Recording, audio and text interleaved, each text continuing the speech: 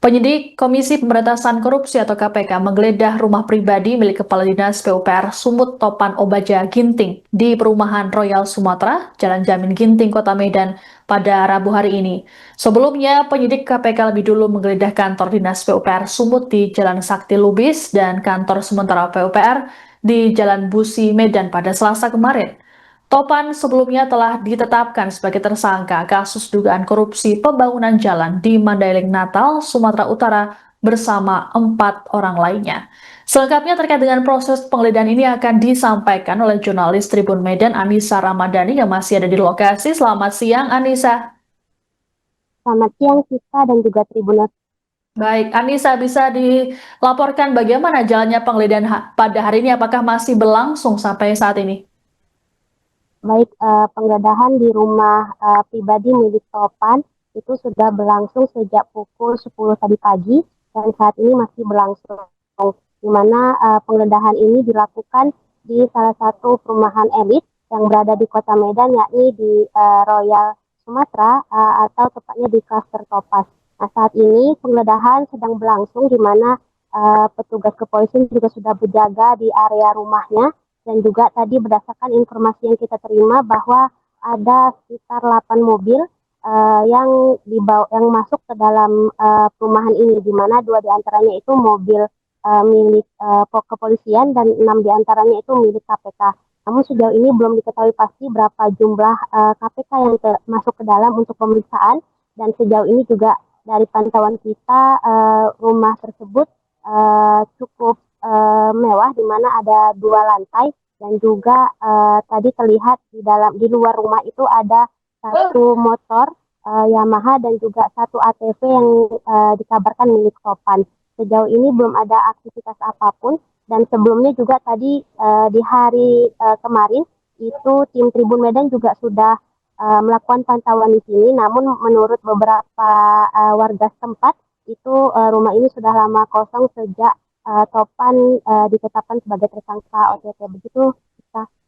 Baik, Anissa, selain rumah pribadi dari Topan, kemarin penyidik juga menggeledah 2 kantor Dinas PUPR. Lalu apa saja yang didapat dari penggeledahan tersebut, Anissa? Baik, kemarin juga KPK melakukan penggeledahan di 2 tempat, di mana satu kantor Dinas PUPR Sumut dan ke lokasi kedua itu juga kantor yang dikatakan milik Topan di Jalan Busi. Nah, untuk pemeriksaan di kantor Dinas PUPR itu berlangsung selama 6 jam, di mana dimulai dari pukul 1 sampai pukul 18.30 sore. Nah, dari hasil pemeriksaan itu tidak terlihat berapa berkas yang dibawa oleh pihak KPK, karena memang KPK memilih lewat jalur belakang. Namun pantauan Tribun Medan, KPK terlihat membawa sejumlah kardus yang berisikan berkas-berkas. Sementara untuk pemeriksaan di Jalan Busi itu terjadi selama 3 jam dari pukul 18.30 sampai pukul 21.30, di mana pemeriksaan juga berlangsung cukup lama, dan hasil dari pemeriksaan itu KPK terlihat membawa sebuah koper berwarna biru, dan saat ini tidak diketahui pasti apa-apa saja isinya dan bagaimana, karena memang sampai sejauh ini pihak Tribun Media masih berupaya konfirmasi ke pihak yang berwenang. Begitu sih, Kak. Baik, terima kasih laporannya jurnalis Tribun Medan Anissa Ramadhani. Selamat bertugas kembali.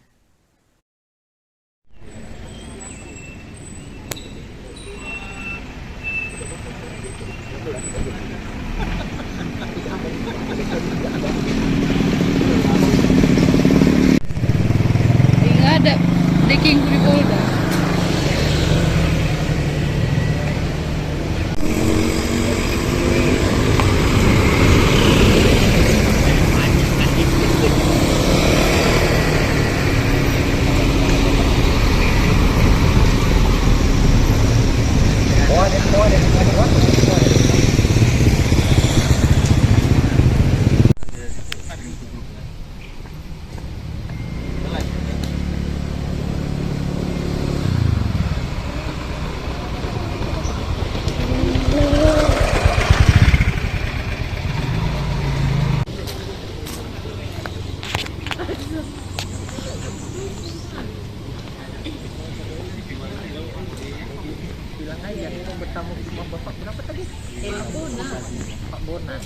Ngapa di video katanya?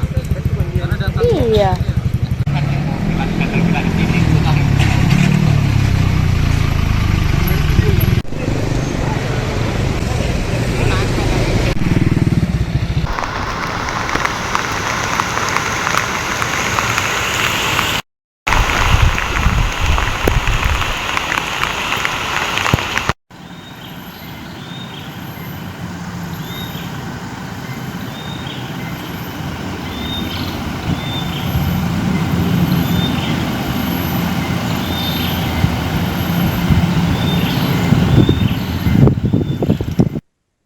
Kasus dugaan korupsi pembangunan jalan di Mandailing Natal, Sumatera Utara dengan 5 tersangka turut menyeret nama Gubernur Sumatera Utara Bobi Nasution.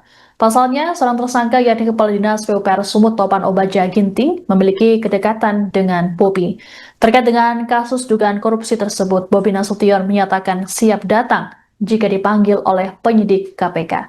Dan untuk informasi lengkapnya, kami kembali tersambung dengan jurnalis Tribun Medan Anissa Ramadhani. Selamat siang, Anissa. Siang Siska dan juga Tribuners.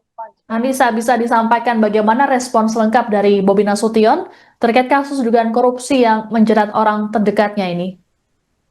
Baik, beberapa hari lalu juga Gubernur Sumatera Utara Bobi Nasution itu melakukan konferensi pers terkait kasus OTT yang diduga yang melibatkan Kepala Dinas PUPR Topan Obaja Ginting. Dalam kasus ini, Bobi menegaskan pihaknya siap untuk diperiksa dan dipanggil apabila KPK memanggil dirinya dalam kasus ini. Selain itu, Bobi juga menegaskan bahwa pihaknya tidak akan memberikan bantuan hukum terhadap Topan sendiri. Selain itu juga, Bobi mengatakan bahwa dalam proyek ini sebenarnya Bobi tidak mengetahui apakah sebelumnya mereka itu sempat meninjau bareng dengan Topan dan beberapa tersangka lainnya terkait proyek jalan ini. Namun pada saat peninjauan itu Bobi mengaku tidak mengetahui tim yang ikut itu 2 diantaranya merupakan pihak swasta. Begitu sih, Kak. Baik, lalu Anissa, sejauh mana Bobi mengetahui proyek pembangunan jalan yang ini? Sejauh ini proyek ini belum berjalan karena memang pada saat peninjauan bersama 5 tersangka itu Bobi mengatakan dirinya hanya ingin meninjau karena kan anggaran yang digunakan dalam proyek ini cukup besar dan Bobi telah dikirim beberapa foto terkait proyek jalan yang akan dilakukan ini. Makanya mereka mengatakan untuk melakukan peninjauan pada saat itu. Namun pada saat peninjauan itu Bobi tidak mengetahui bahwa 2 di antara dari tim yang ikut itu adalah pihak swasta yang akan memenangkan tender ini. Nah, namun juga menurut Bobi dua yang diduga pihak swasta ini merupakan pemilik dari mobil off-road di mana jalan itu tidak bisa dilintasi seperti mobil biasa. Jadi mereka meminta tim IOF untuk ikut agar menggunakan mobilnya. Begitu sih, Kak. Baik, Anissa, lalu selanjutnya bagaimana nasib proyek jalan tersebut selesai ada penindakan dari KPK dan juga adanya kasus dugaan korupsi ini? Sejauh ini Bobi menegaskan pihaknya akan tetap melanjutkan proyek tersebut. Memang sejauh ini belum ditetapkan siapa pemilik tendernya dan berapa anggaran yang digunakan dan lain, belum ada pendealan antara proyek ini dengan pihak-pihak yang ditetapkan tersangka itu. Jadi Bobi memastikan proyek ini akan tetap berjalan karena memang proyek ini diminta atas kebutuhan warga yang telah mengeluhkan jalan ini rusak selama 20 tahun. Baik. Anissa, apakah ada informasi lain yang bisa disampaikan terkait dengan kasus ini? Sejauh ini penggeledahan masih dilakukan di hari kedua di 3 tempat dan belum ada konfirmasi lebih lanjut. Begitu sih, Kak. Baik, terima kasih laporannya. Jurnalis Tribun Medan Anissa Ramadhani melaporkan terkait dengan kasus dugaan korupsi di Sumatera Utara. Selamat bertugas kembali, Anissa. Ya, yang pasti ini ketiga, Pak ya. Ini OPD kami yang ketiga yang menjadi tersangka dalam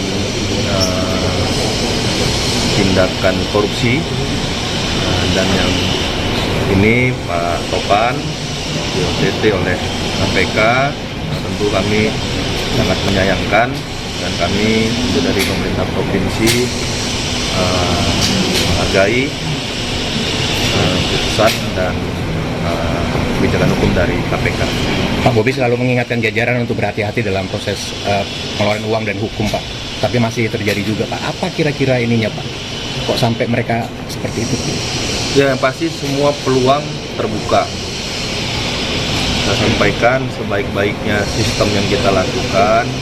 Yang pasti kita harus bisa mengontrol diri, kita harus bisa mawas diri, karena apa yang kita lakukan, apa yang kita amanahkan, kita diberi amanah, selain diberi amanah, tanggung jawab juga, tapi kita diberikan wewenang. Nah, wewenang ini kadang-kadang yang orang suka lalai atas tanggung jawabnya, atas wewenangnya, jadi kita selalu mengingatkan jangan korupsi. Kan kemarin juga sudah kita sampaikan ya Pak ya. Yeah. Jangan ada kegiatan-kegiatan seperti itu, jangan ada lagi kelompok A, kelompok B, kelompok C, semuanya nggak ada. Pak Gubernur, karena Bapak sebagai gubernurnya, maka KPK biasanya kan akan meminta Bapak juga untuk didengar pendapatnya seperti apa. Apakah Bapak bersedia, Pak? Ya, namanya proses hukum ya kita bersedia saja ya. Itu bersedia saja. Apalagi kok tadi katanya ada aliran uang. Iya, Pak. Kita, saya rasa semua di sini di Pemprov, kalau ada aliran uangnya ke seluruh jajaran, bukan hanya ke sesama, apakah ke bawahan atau ke atasan, yang ada aliran uangnya, ya wajib memberikan keterangan. Tudingan diarahkan ke Bapak juga, Pak. Tudingannya Bapak, Pak Gub katanya tudingannya kan ada aliran juga kepada gubernur. Bapak menolak atau seperti apa pernyataan seperti itu, Pak? Dan dia dihukum aja nanti dilihat. Pak Gub, itu kan jangan itu kan permintaan keluarga, apakah tetap dilanjutkan pengerjaan itu? Dia harus dilanjutkan. Itu bukan karena seseorang pekerjaannya bisa batal, apalagi yang disampaikan kemarin juga dalam keterangannya, saya dengar juga, memang kan ini belum dimulai pekerjaannya, belum ada pemenangnya, belum ada ditetapkan siapa yang kerja, oleh karena itu kita lebih gampang untuk memulainya. Apakah Pemprov akan memberi bantuan hukum, Pak? Enggak lah. Pak Gubernur, Pak Topan disebut orang dekat Pak Gubernur, gimana Pak tanggapannya Pak? Terutama Pak Topan kan dibawa dari Pemko juga. Sama Ya iya, banyak yang banyak dibawa dari Pemko, Pak Sulaiman, Pak Inspektur, ada beberapa yang kita bawa dari Medan. Ya, makanya saya bilang yang selalu kita ingatkan, jangan melakukan hal-hal yang merugikan masyarakat, merugikan diri, merugikan keluarga. Menurut Bapak ada kaitan politik nggak Pak terkait penangkapan Pak Topan ini Pak? Mengingat bendahara Golkar juga ditangkap juga Pak. Nggak ngerti saya Pak. Pak, apakah benar kan itu ruangan Bapak disegel Pak? Apa? Ruangan Bapak disegel, ada informasi ruangan Bapak disegel sama KPK? Nggak ada Pak. Nggak ada, saya belum ruangan juga. Nah, nanti kita lihat kalau nggak bisa masuk. Pak, pengganti Pak Topannya Pak Peggy ya Pak? Belum kita lihat. Tapi pasti akan. Ada kan membantu mensuplai data-data untuk KPK, Pak? Dari Pemprov. Ya tadi saya bilang ya kalau diperlukan, kalau diminta, pasti akan kita berikan. Itu aja. Terima kasih. Terima kasih Pak. Terima kasih. Terima kasih, Pak. Download Tribun X sekarang. Menghadirkan lokal menjadi Indonesia.